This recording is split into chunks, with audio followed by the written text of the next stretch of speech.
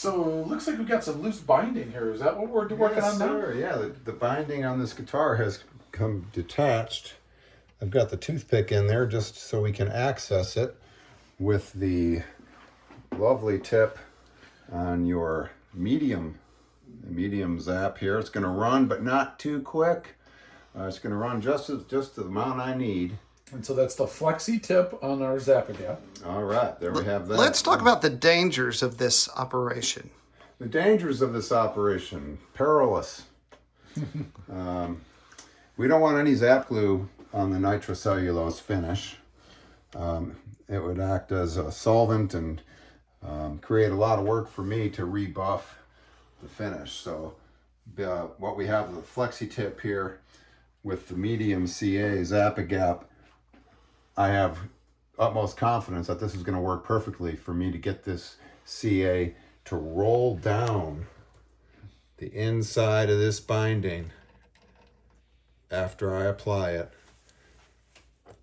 And then I'll be able to press that binding in and not have excess glue squirt out onto the guitar finish. Okay, so that's what we're going for here.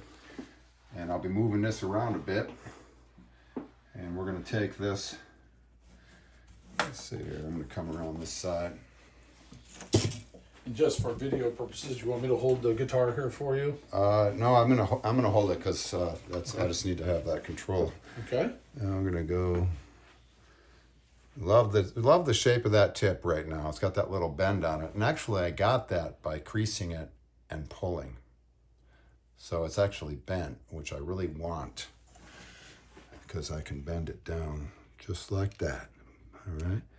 And again, we're gonna cock our gun here. There we go. We're gonna roll that down, or even drag it in this case. That's lovely. Done. And we have prepped some tape here.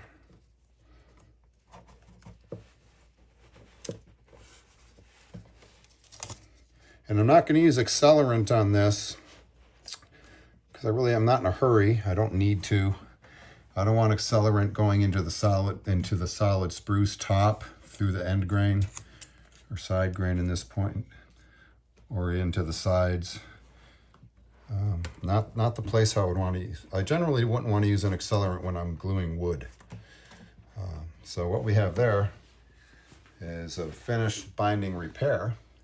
So how do we know that the CA hasn't seeped out the edges and is laying on top of the wood at this point? I have faith because I did not put too much in there. Okay. But that's a good question. And I won't say that it's never happened that I take off the tape and I said, oh golly. And then I got some sanding to do. You know, I can undo that. But And when you push that back in, when you remove that toothpick, you would have seen it too on the finish. I did give it one push.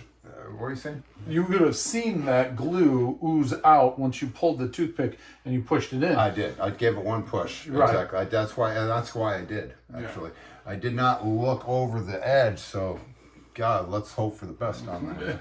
Yeah. But I think we got it. And I would typically leave this on, you know, I'd just go off and do some other procedure and come back and take it off. Mm-hmm.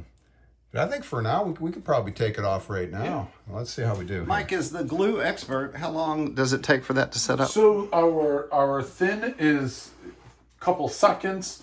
The medium, which is our Zap-A-Gap, this is going to take you about, you're using it perfectly, which is less is more. Just a drop. You're only looking at 15, 20 seconds here. There we go. Whereas we get with the thick, and that's a lot longer. All right. Well, I think we've done our 15 seconds. Let's take this tape off here. Yeah. That's a good sign so far.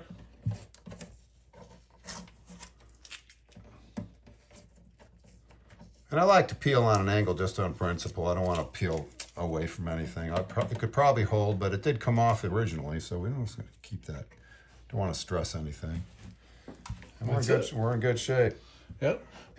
We got no excess glue. That nothing is wicked out. like you said, the finish on the top, the finish on the sides looking good. And, you know, you really cannot even tell that there was a repair there. Yeah, that's right.